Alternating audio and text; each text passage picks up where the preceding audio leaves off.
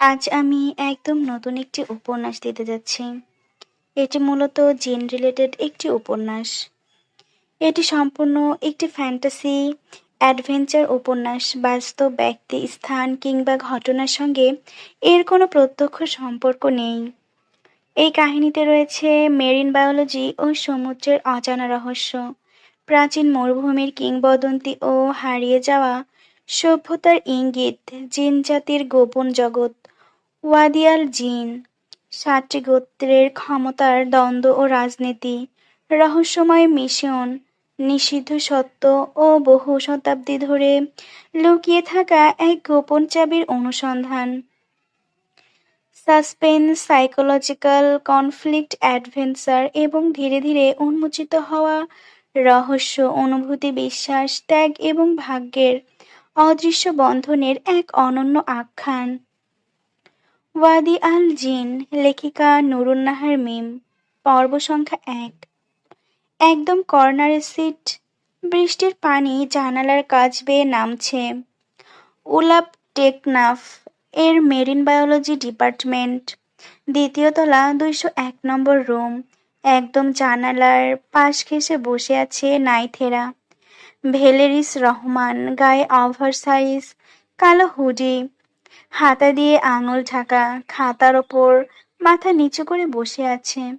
চুলের ফাঁক দিয়ে মাঝে মাঝে শুধু একটা দেখা যাচ্ছে, গোল্ডেন অ্যাম্বার লেরিস। নাইথেরার পাশের সিটে বসে আছে সিনথিয়া, নাইথেরার একমাত্র বান্ধবী। মুখে তার ৩২ পাটি দাঁত বের করা হাসি। সিনথিয়া নাইথেরার হাতে খোঁচা দিয়ে বলল, এই নাইথেরা, শুনছিস? নাইথেরা চোখ তুলল না, মৃদু স্বরে বলল, হুম। হুম না, সোজা হয়ে বস। সিনথিয়া ব্যাগ থেকে আয়না বের করলো, নাইথেরার সামনে ধরলো। আজকে ক্লাসে নতুন প্রফেসর আসবে। আমি একটু আগেই অফিস রুমে দেখে আসলাম তাকে। এবার নাইথেরা চোখ তুলল, ভ্রু কুঁচকালো। তো তো মানে কি? সিনথিয়া ফিসফিস করলো, কিন্তু গলায় তার স্পষ্ট উত্তেজনা। আল্লাহ, ডার্লিং কি হ্যান্ডসাম, লম্বা, গায়ে কালো শার্ট, চোখের মনি দুটোর কথা কি বলবো? তুই সামনাসামনি দেখিস সেটা। তার চোখের চাহনি দেখলে মরণ নিশ্চিত। আর গায়ের রং কি বলবো, উফ। পুরো ক্লাসের মেয়েরা আজ জ্ঞান হারাবে দেখিস। নাইথেরা আবার মাথা নিচু করে ফেলল, কলম দিয়ে খাতায় আঁকিবুকি কাটতে লাগলো। শুধু নদীর ঢেউ। আমার জ্ঞান হারানোর দরকার নেই সিনথি। তোর দরকার না থাকলেও আমার আছে আমার আছে থিনথিয়া। হাসলো। ও আচ্ছা, এই জায়গায় সিনথিয়া লিখতে গিয়ে থিনথিয়া লিখে ফেলছে। তোর দরকার না থাকলেও আমার আছে সিনথিয়া। হাসলো। শুনলাম তার নাম নাকি প্রফেসর ফারিস রহমান। অকেন অ্যান্ড মাইথ পড়াবে। নাইথেরা কলম থেকে নাইথেরার কলম থেমে গেল। মনে মনে আওড়ালো, ফারিস। ঠিক তখনই দরজা খোলার শব্দ ভেসে আসলো। পুরো ক্লাস নিশ্চুপ হয়ে গেল। বৃষ্টির শব্দ ছাড়া আর কোনো শব্দ পাওয়া গেল না। সিনথিয়া নাইথেরার কানে ফিসফিস করে বলল, আসছে দেখ। নাইথেরা একটু কুঁকড়ে গেল। তার নাকে একটা গন্ধ আসছে। ওটা মরুভূমির গল্প, সমুদ্রের ওপারের। কিছু সেকেন্ডের জন্য বৃষ্টি মনে হয় থেমে গেল। ভেতরে প্রবেশ করলো একটি ছায়া, লম্বায় ৬ ফুটের ওপরে, গায়ে কালো শার্ট, হাতা ফোল্ড করা, হাতের ফুলে থাকা রগগুলো দৃশ্যমান। হাতে শুধু একটা পুরান চামড়ার বই। সে থামলো টিচার টেবিলের সামনে।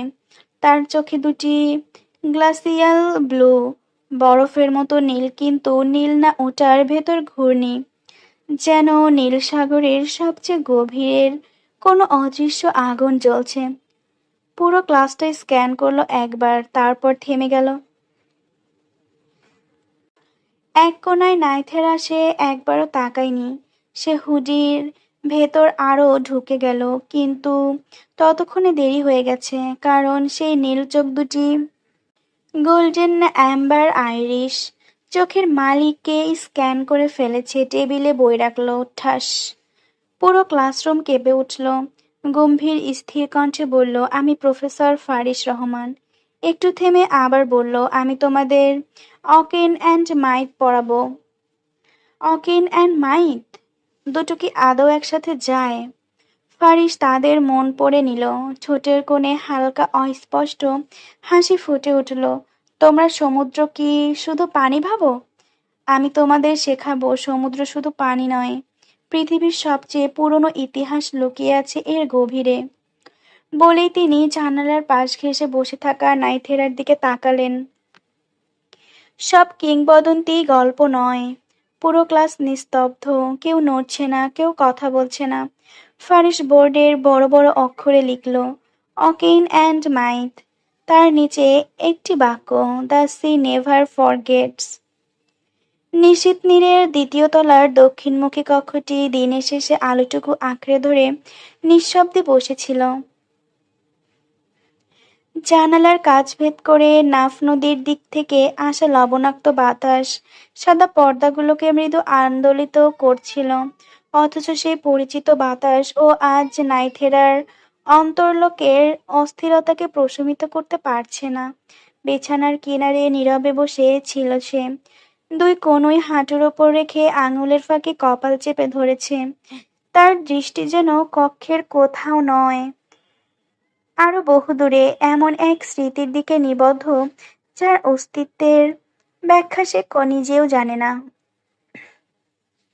এমন সময় কক্ষের দরজায় মৃদু শব্দ হলো। মাইত্রিস ধীর পদক্ষেপে ভেতরে প্রবেশ করলো। বহু বছরের স্নেহমাখা দৃষ্টিতে একবার নাইথেরার মুখখানি নিরীক্ষণ করলেন। তারপর কোনো কথা না বলে আলতো করে তার কাঁধে হাত রাখলেন। তার স্পর্শতে নাইথেরা মাতৃত্বের আশ্বাস খুঁজে পায়। মৃদু স্বরে বললেন, সকাল থেকে খাওনি, ক্ষুধা লাগেনি? নাইথেরা উত্তর করল না। কয়েক মুহূর্ত নীরব থেকে জানালার দিকে দৃষ্টি না ফিরিয়েই নিকের সঙ্গে কথা বলছে এমন ভঙ্গিতে উচ্চারণ করলো, আজ ভার্সিটিতে নতুন একজন অধ্যাপক এসেছেন। বাকিটুকু বলতে গিয়ে কণ্ঠে দ্বিধা ভর করলো।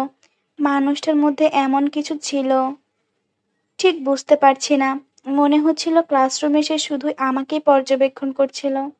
মাইট্রিসের ভ্রু সামান্য কেঁপে উঠল। নাইথেরা ধীরে ধীরে তার দিকে ফিরে তাকালো। তার কণ্ঠে কৌতূহলের থেকে সংশয় বেশি।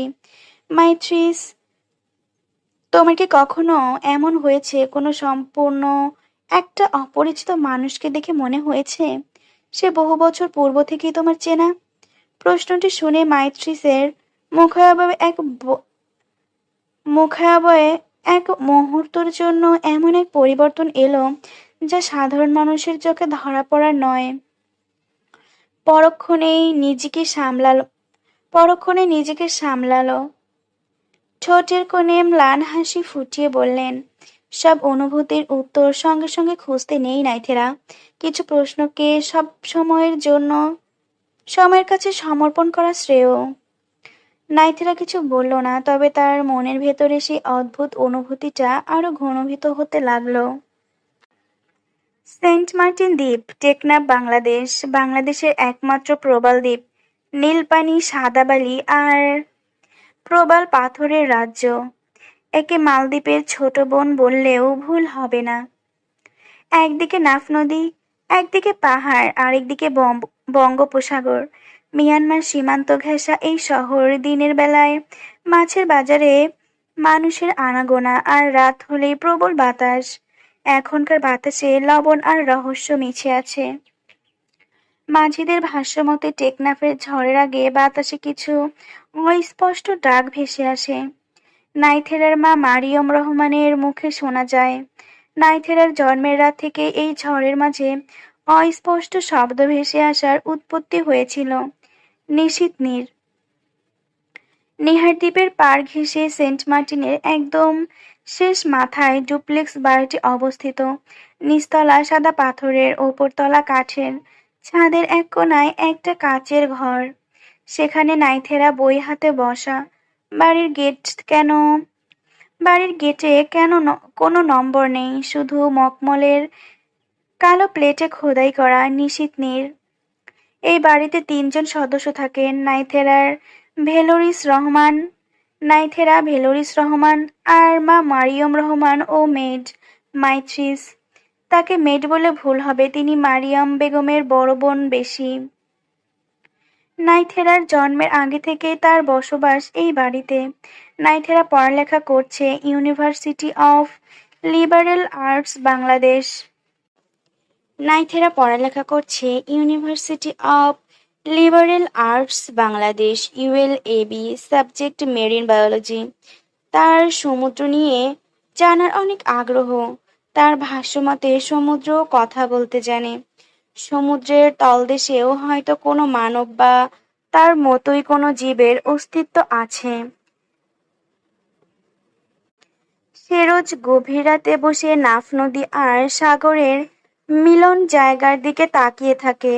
সে খুব করে অনুভব করে ওই সমুদ্র তাকে ডাকছে, কিন্তু তার মা মারিয়ম রহমান তাকে কখনোই সমুদ্রে যেতে দেন না।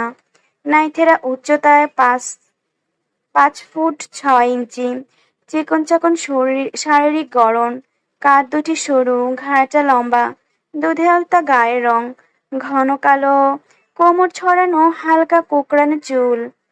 দেখে মনে হবে সমুদ্রের ঢেউ খেলে যাচ্ছে। ডিম্বাকৃতির মুখশ্রী, চোয়ালটা কিছুটা ধারালো, ধারালো, ঠোঁট দুটো রক্তিম গোলাপি, বাম গালে কালো কুচকুচে একটা তিল, নাকটা খাড়া। সে কিছুটা ভীতু হবে, বেশ কৌতূহলী, আর তার সব কৌতূহল সমুদ্রকে ঘিরেই। নাইথেরার সবচেয়ে আকর্ষণীয় জিনিস তার দুচোখ, মণি দুটি গাঢ় সোনালি, যেন গলানো মধুঘন পাপড়ি, যা খুব সহজেই দেখা যায় না। রেয়ার বললেই চলে। নাইথেরার বয়স 19।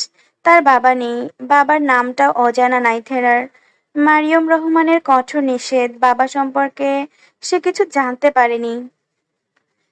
আরব সাগরের পশ্চিম উপকূলে ঘেঁষে দাঁড়িয়ে থাকা আকাশছোঁয়া অট্টালিকা আল কাসর আদ দাহমান। জিন সাম্রাজ্যের 7টি গোষ্ঠীর মধ্যে দাহমান বংশের ক্ষমতার সর্বোচ্চ প্রতীক ছিল এই প্রাসাদ। শত শত ফুট উচ্চতার সেই স্থাপনার সর্বোচ্চ বেলকনিতে দুহাত পেছনে আবদ্ধ করে নিশ্চুপ দাঁড়িয়েছিল ফারিস আদ দাহমান। তার সম্মুখে বিস্তৃত নীলাভ জলরাশি। সমুদ্র আজ অস্বাভাবিক শান্ত, অথচ সেই নীরবতার গভীরে যেন লুকিয়ে রয়েছে কোনো সুপ্রাচীন আর্তনাদ। দূরদিগন্তে সূর্যের শেষ আলো ধীরে ধীরে অতলে বিলীন হচ্ছিল। কিছু নীরবতার ভাষা শব্দের চেয়েও স্পষ্ট হয়। ফারিস সেই ভাষায় যেন পাঠোদ্ধার করার প্রয়াসে নিমগ্ন। পেছন থেকে ভেসে এলো পদধ্বনি। মাহদি আল ফাতেহ, ফারিসের ডান হাত, বিশ্বস্ততম সহচর। সে এসে ফারিসের পাশে দাঁড়ালো। কিছুক্ষণ সমুদ্রের দিকে তাকিয়ে থেকে গম্ভীর কণ্ঠে বলল, ফারিস, সত্যি কি আমাদের কোনো দিক নির্দেশনা আছে?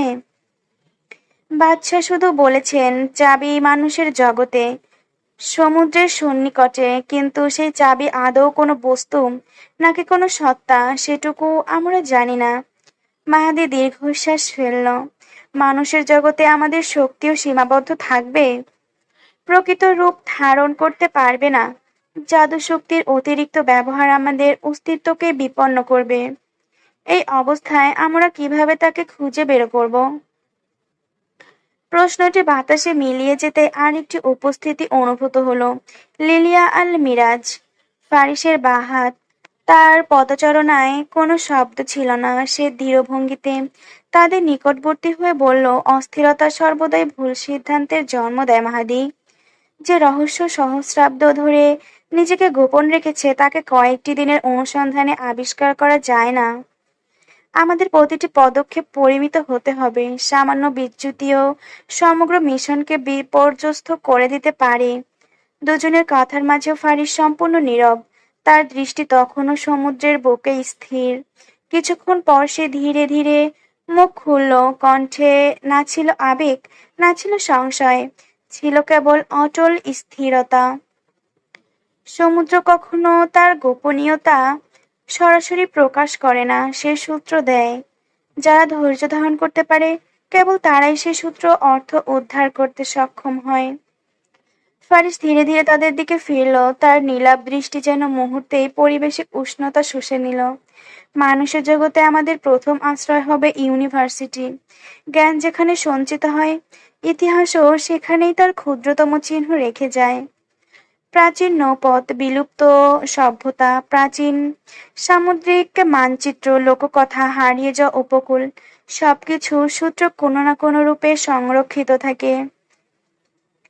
সে সামান্য থামল, তারপর অত্যন্ত নিম্নস্বরে বলল, আমরা চাবিকে খুঁজব না, চাবি আমাদের কাছে আসবে।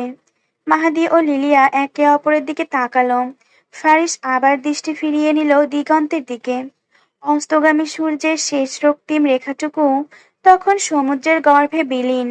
ঠিক সেই মুহূর্তে দিগন্তের বহু দূরে সমুদ্রের স্তব্ধ বুকে অতি ঘনস্থায়ী এক বৃত্তাকার তরঙ্গ জন্ম নিল, যেন অদৃশ্য কোনো সত্তা অতল থেকে একবার নিঃশ্বাস নিয়েছে। ফারিসের চাহনিতে প্রথমবারের মতো অতি সূক্ষ্ম পরিবর্তন ফুটে উঠল। সে কিছু বলল না, তবে তার মনে একটি একটি উপলব্ধি স্পষ্ট হয়ে উঠল। মিশন ইতোমধ্যে শুরু হয়ে গেছে। দুপুরের ক্লাস শেষ হতে ইউনিভার্সিটির ক্যাম্পাস ধীরে ধীরে কোলাহলে ভরে উঠল। কোথাও ছোট ছোট শিক্ষার্থীদের দল, কোথাও বা করিডর জুড়ে হাসির রেশ। সমুদ্র থেকে ভেসে আসা লবণাক্ত বাতাস চারপাশে উষ্ণতাকে খানিকটা প্রশমিত করে দিচ্ছিল। নাইথেরা ও সিনথিয়া পাশাপাশি হাঁটছিল, দুজনের হাতেই কয়েকটি বই। সিনথিয়া অবিরাম কথা বলে চলেছে, আর নাইথেরা কেবল মৃদু হাসিতে তার কথাগুলো জবাব দিচ্ছে। ঠিক সেই মুহূর্তে করিডোরের অপর প্রান্ত থেকে ধীরস্থির পদক্ষেপে এগিয়ে এলেন প্রফেসর ফারিস রহমান। কালো শার্টের হাতা কনুই পর্যন্ত ভাঁজ করা, এক হাতে কয়েকটি ফাইল, অন্য হাতে একটি বুক। তার পদচারণায় অদ্ভুত এক সংযম, যেন প্রতিটি পদক্ষেপ পূর্ব পরিকল্পিত। দুইজন ঠিক মুখোমুখি, শুধু একটি মুহূর্ত। ফারিসের দৃষ্টি এসে স্থির হলো নাইথেরার মুখে। সেই সোনালি আভাময় গোল্ডেন অ্যাম্বার আইরিশের হঠাৎ করে বুকের গভীরে অচেনা এক কম্পন অনুভব করল সে। যেন বহুদূরের কোনো বিস্মৃত স্মৃতি নিঃশব্দে তার অস্তিত্বের আঘাত হানল। এই অনুভূতি কি সে জানে না, জানার কথাও নয়, কিন্তু তার অন্তর্দৃষ্টি স্পষ্ট জানিয়ে দিল এই মেয়েটি সাধারণ কেউ নয়। অন্যদিকে ফারিসের সেই গভীর হিমশীতল গ্লেসিয়াল ব্লু আইস নিজের দিকে নিবদ্ধ থাকতে দেখে অকারণ অস্বস্তি অনুভব করল নাইথেরা। মনে হলো লোকটি যেন তার মুখ নয়, তার অস্তিত্বের আরো গভীরে তাকিয়ে আছে। অস্বস্তি লুকোতে দ্রুত দৃষ্টি সরিয়ে নিল সে। ফারিসও আর এক মুহূর্ত দেরি করলেন না, কোনো কথা না বলেই শান্ত ভঙ্গিতে তাদের পাশ কাটিয়ে সামনে এগিয়ে গেলেন। কিছুক্ষণ নীরব থাকার পর সিনথিয়া ঠোঁট বাঁকিয়ে হেসে উঠল। আচ্ছা, আমি কি ভুল দেখলাম, নাকি আমাদের নতুন প্রফেসর তোর দিকেই তাকিয়েছিলেন? নায়িকারা কপাল কুঁচকে বলল, তুই সবকিছু নিয়েই বাড়াবাড়ি করিস। ওহ, তাই নাকি? তাহলে তুই চোখ সরিয়ে নিলি কেন? কারণ উনি তাকিয়েছিলেন, কেউ এভাবে তাকালে অস্বস্তি লাগে। সিনথিয়া খিলখিল করে হেসে উঠল। আমার তো মনে হচ্ছে প্রফেসর সাহেবের ফার্স্ট ইমপ্রেশন তুই হয়েই গেছিস। নাইথেরা বিরক্ত মুখে তার বাহুতে হালকা একটা চাপড় মারল। চুপ কর তো। হাসতে হাসতেই তারা ক্যাম্পাস ছেড়ে সমুদ্রের দিকে পথ ধরল। সিনথিয়া গভীর শ্বাস নিয়ে বলল, জানিস, এই ইউনিভার্সিটির সবচেয়ে প্রিয় জায়গা আমার এই সমুদ্রের ধারের রাস্তা। নাইথেরা দূরে বিস্তৃত নীল জলরাশির দিকে তাকিয়ে মৃদুস্বরে বলল, সমুদ্রকে যত দেখি ততই মনে হয় আমরা ওর সম্পর্কে খুব সামান্যই জানি। এজন্যই তো তুই মেরিন বায়োলজি পড়ছিস। নাইথেরা ধীরে মাথা নাড়ল। না, শুধু পড়ার জন্য নয়, আমার মনে হয় সমুদ্র নিজের গভীরে এমন অসংখ্য সত্য লুকিয়ে রেখেছে যেগুলো মানুষ এখনো স্পর্শই করতে পারেনি। কখনো কখনো মনে হয় সমুদ্র আমাদের দিকে তাকিয়ে থাকে, আমরা শুধু তা বুঝতে পারি না। সিনথিয়া হেসে বলল, এজন্যই তোকে মাঝে মাঝে মানুষ না, সমুদ্রের মেয়ে মনে হয়। নাইথেরা কিছু বলল না, তার দৃষ্টি তখনও দিগন্তে অসীম নীলের দিকে। আর ঠিক সেই সময় দূরে কোথাও অজানা এক অনুভূতি আবারও নিঃশব্দে জেগে উঠল, যেন সমুদ্র নিজে অপেক্ষা করছে কারো জন্য। রাত গভীর। টেকনাফের সমুদ্রতীর থেকে কিছুটা দূরে অবস্থিত একটি নির্জন হোটেলের সর্বোচ্চ তলায় দাঁড়িয়ে আছে তিনটি ছায়ামূর্তি। চারপাশ নিস্তব্ধ, শুধু দূর থেকে ভেসে আসছে উত্তাল ঢেউয়ের গর্জন। মাহাদি নীরবে একটি প্রাচীন চামড়ায় মোড়ানো স্ক্রুল টেবিলের স্ক্রুল টেবিলের ওপর মেলে ধরল। বহু বছরের পুরনো সেই মানচিত্রে লালচে কালি দিয়ে অদ্ভুত কিছু প্রতীক অঙ্কিত। সে নিচু স্বরে বলল, প্রিন্স, আজ ইউনিভার্সিটি আর্কাইভ থেকে যে ম্যাপ উদ্ধার করেছি সেটা সাধারণ কোনো সামুদ্রিক মানচিত্র নয়। দেখুন, এখানে বঙ্গোপসাগরের মাঝখানে এমন একটি অঞ্চল চিহ্নিত রয়েছে যা বর্তমানে পৃথিবীর কোনো নেভিগেশন সিস্টেমে নেই। লিলিয়া ধীরে ধীরে মানচিত্রের উপরে আঙুল বুলিয়ে দিল। তার চোখে হঠাৎই সংকুচিত হয়ে এলো। এটা অসম্ভব। মাহাদি প্রশ্নবোধক দৃষ্টিতে তাকাতেই সে বলল, এই প্রতীকগুলো আমি আগে দেখেছি। কোথায়? রাজপ্রাসাদে। ফরবিডেন আর্চিভ ফরবিডেন আর্চিভে। ঘর নিস্তব্ধ হয়ে গেল। ফারিস এতক্ষণ নীরবে সবকিছু পর্যবেক্ষণ করছিল। সে ধীরে ধীরে সামনে এগিয়ে এসে মানচিত্রের এক কোণে খোদাই করা একটি চিহ্নে দৃষ্টি স্থির করলো। মুহূর্তেই তার দৃষ্টি গভীর হয়ে উঠল। না, এটা শুধু একটি মানচিত্র নয়, এটা একটি পথ নির্দেশ। মাহাদি বিস্ময়ে বলল, কিসের পথ? ফারিস উত্তর দিল না। সে জানালার বাইরে অন্ধকার সমুদ্রের দিকে তাকিয়ে রইল। কিছুক্ষণ পর অত্যন্ত শান্ত স্বরে বলল, আজ দুপুরে ইউনিভার্সিটিতে আমি এক অদ্ভুত উপস্থিতি অনুভব করেছি। যে শক্তি বহু শতাব্দী ধরে নিঃশব্দে সুপ্ত ছিল, তার সামান্য স্পন্দন আমি অনুভব করেছি। লিলিয়া মুখের হাসি মিলিয়ে গেল। আপনি কি নিশ্চিত আমি ভুল অনুভব করি না? মাহাদির কণ্ঠে উদ্বেগী স্পষ্ট। তাহলে আমরা দেরি করে ফেলেছি? ফারিস ধীরে মাথা নাড়ল। না, আমরা দেরি করিনি। সে আবার সেই অদ্ভুত প্রতীকের দিকে তাকালো। বরং আরেকটি পক্ষ ইতোমধ্যে অনুসন্ধান শুরু করে দিয়েছে। মাহাদি ও লিলিয়া একসঙ্গে তার দিকে তাকালো। কোন পক্ষ? ফারিসের ঠোঁটে ক্ষীণ এক রহস্যময় হাসি ফুটে উঠল, যাদের নাম উচ্চারণ করতেও আমাদের রাজ্যে নিষেধাজ্ঞা রয়েছে। কথাটি শেষ হতেই হঠাৎ জানলার বাইরে সমুদ্রের বুকে এক মুহূর্তের জন্য নীলাভ আলোর একটি রেখা জ্বলে উঠল। পরের মুহূর্তেই সবকিছু আবার অন্ধকার। ঘরে নেমে এলো এমন এক নীরবতা, যেন সমুদ্র নিজেই তাদের কথোপকথন শুনছিল। ফারিস ধীরে ধীরে জানালার সামনে এসে দাঁড়ালো। তার গ্লাসিক্যাল ব্লু আইস অন্ধকার সমুদ্রের বুক চিরে যেন আরো দূরে দৃশ্যমান। দিগন্ত দিগন্তের ওপারে কিছু খুঁজছিল। বহুক্ষণ নীরব থাকার পর সে অত্যন্ত ধীর স্বরে বলল, সমুদ্র কখনো ভুল করে না। মাহাদি ও লিলিয়া দুজনেই তার দিকে তাকালো। যেদিন থেকে আমরা মানুষের জগতে প্রবেশ করেছি, সেদিন থেকে সমুদ্রের স্রোতের ছন্দ বদলে গেছে। লিলিয়া ভ্রুকুচকে বলল, আপনি কি বলতে চাইছেন সে জেগে উঠেছে?